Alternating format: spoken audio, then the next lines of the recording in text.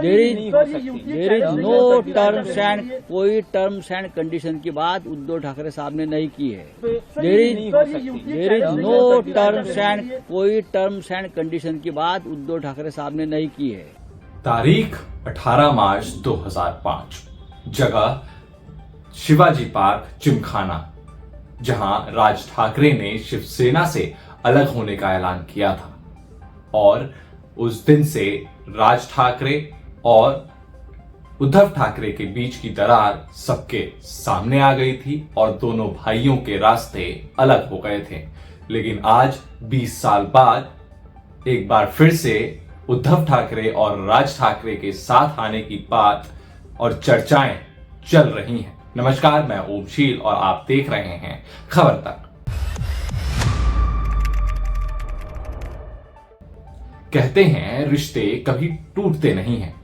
इसी का उदाहरण हमें महाराष्ट्र की राजनीति में देखने को मिल रहा है, जहां 20 साल बाद यानी 2 दशक बाद दो भाइयों का मिलाप होने जा रहा है और उद्धव ठाकरे और राज ठाकरे की जो अंतरकला या यूं कहें कि जो दरारें थी वो एक बार फिर से ठीक होने की ओर चल रही है। लेकिन अब सवाल यहां पर यह है कि क्या राज ठाकरे ने जो पॉडकास्ट में बयान दिया कि उन्हें कोई ऐतराज नहीं है महाराष्ट्र के हित में उद्धव ठाकरे के साथ आने में, और उसके बाद फिर उद्धव ठाकरे का बयान आता है कि मेरे तरफ से तो कोई झगड़ा या लड़ाई या कोई भी मनमुटाव नहीं था। तो क्या अगर ये दोनों भाई महाराष्ट्र की राजनीति में एक बार फिर से आते हैं तो तस्वीरें क्या होंगी? ये बहुत बड़ा सवाल और बहुत महत्वपूर्ण सवाल हो जाता है। इसलिए भी, और ये चिंता बढ़ाने वाली भी बात इसलिए है, एनडीए के लिए भी है ये चिंता बढ़ाने वाली बात, और कहीं ना कहीं महागठबंधन के लिए भी है। अब कैसे है ये मैं आपको बताऊंगा। अगर राज ठाकरे उद्धव ठाकरे के साथ आते हैं तो सबसे पहले आपको यह समझना होगा कि राज ठाकरे लगातार यूपी बिहार के जितने भी लोग हैं उनके विरोध में हमेशा से रहे हैं, और मराठी बोलने को लेकर तमाम तरीके के जिस तरीका से वहां पर तस्वीरें हमें पूर्व के दिनों में देखने को मिली कि जो लोग मराठी नहीं बोल रहे थे, जिस भी ऑफिस में मराठी नहीं बोला जा रहा था, वहां पर किस तरीके की एमएनएस के कार्यकर्ताओं द्वारा कार्रवाई की जा रही है। लेकिन अब यहां उद्धव ठाकरे के साथ एक बहुत बड़ा सवाल यह हो जाता है कि जो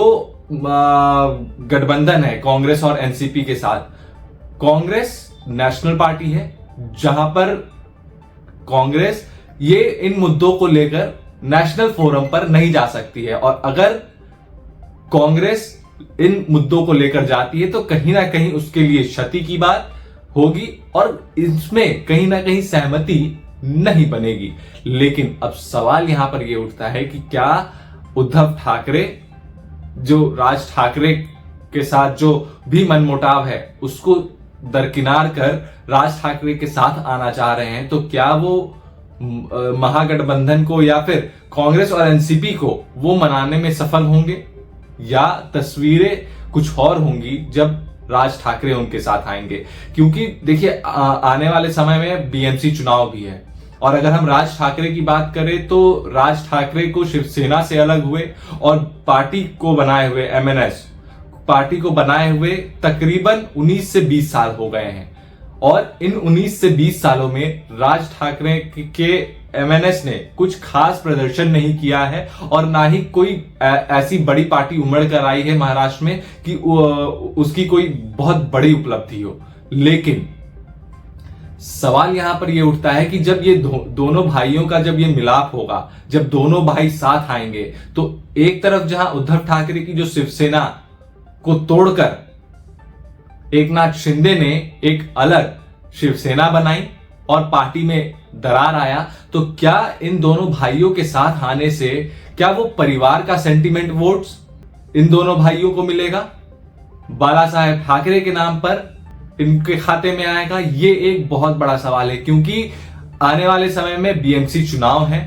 और बीएमसी चुनाव में उद्धव ठाकरे और राज ठाकरे दोनों यही चाहेंगे कि अगर एक साथ वो आते हैं तो कम से कम बीएमसी चुनाव में एक अच्छा प्रदर्शन हो और एक अच्छा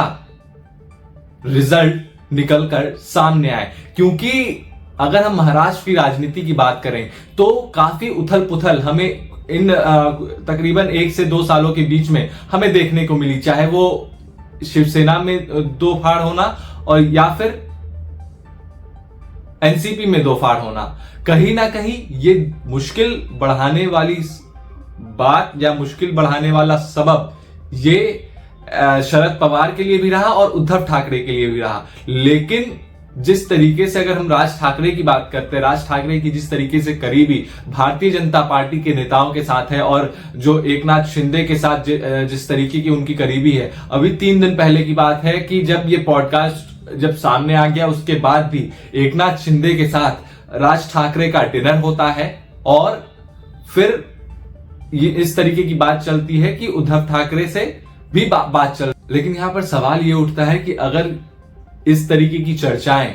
अब शुरू हो रही हैं और राज ठाकरे ने पॉडकास्ट में ये बात कही है कि वो महाराष्ट्र के हितों के लिए वो साथ जा सकते हैं और उद्धव ठाकरे ने तुरंत जवाब दे दिया कि मेरी तो कोई लड़ाई ही नहीं थी, तो इसे साफ तौर पर यह माना जा सकता है कि ये कोई तुरंत पॉडकास्ट की बात नहीं होगी। कहीं ना कहीं पर्दे के पीछे भी कोई ना कोई खेल चल रहा होगा या फिर बातें पर्दे के पीछे से शुरू हो गई होंगी, तभी इस तरीके की तस्वीरें अब सामने आई है। लेकिन अब बड़ा सवाल यहां पर यह उठ जाता है कि अब आने वाला समय महाराष्ट्र की राजनीति के लिए क्या होगा और शिवसेना उद्धव गुट के लिए क्या होगा। और अगर राज ठाकरे और उद्धव ठाकरे एक साथ आते हैं तो क्या उद्धव ठाकरे कांग्रेस और एनसीपी से अलग होकर एमएनएस जिस तरीके से वो जो उसकी आइडियोलॉजी है कि भारतीय जनता पार्टी के साथ सॉफ्ट कॉर्नर एमएनएस का हमेशा से और राज ठाकरे का हमेशा से रहा है, तो क्या उसी पथ पर अब उद्धव ठाकरे चलेंगे।